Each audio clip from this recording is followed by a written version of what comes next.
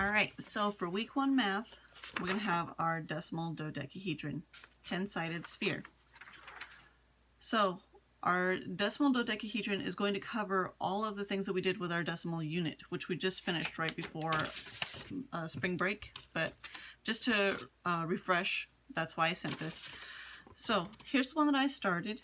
I only did part of it, and I'll show you what it looks like whenever I finish it. But it's going to cover comparing decimals. It's going to cover decimals on a number line. It's going to cover adding decimals, so converting them from a fraction to a decimal. So all that good stuff.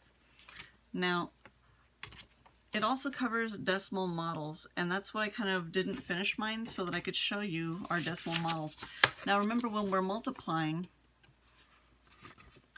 we're going to be multiplying our 3 times 0.4.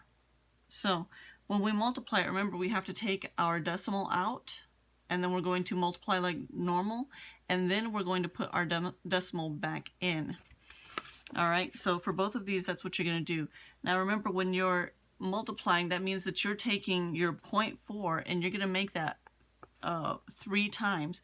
So what that's going to show you is it's going to be grouping. You're going to take your 0.4, so you have 1, 2, 3, 4. You have 4 here, 4 here, and 4 here. And you're going to group those. And that's what it's going to look like. So that's going to give you 1 whole 1 and then 2 tens. Alright, that's what it's telling you here. Your wholes and your tens. Now, the same thing down here, only we're going to intersect it this time. So remember, when you're doing the math, you're going to take your decimals out. You're going to take them out, and then when you're done doing the multiplication, then you're going to go ahead and put them back in however many you took out. So here we took out 2, we're going to put 2 back in. So when we do this, now we're going to have 1 and a third. So that's 1 whole 1 and then 30 tens, or 3 tens. And then we're going to intersect it with our 0.5. So that means that we're going to have 5 that go down. 1, 2, 3, 4, 5. And then we're going to cross it. Now, the part that intersects, that is going to be our 0.65 that we multiplied. Alright, now I know that this is the one that we had a lot of problems with, but I have faith in you guys. You guys can do it.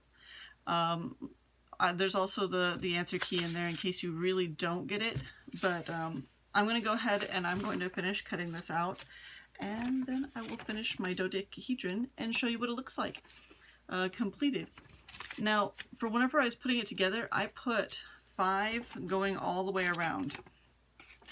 With my 5, that gave me enough room for my last pentagon on the bottom.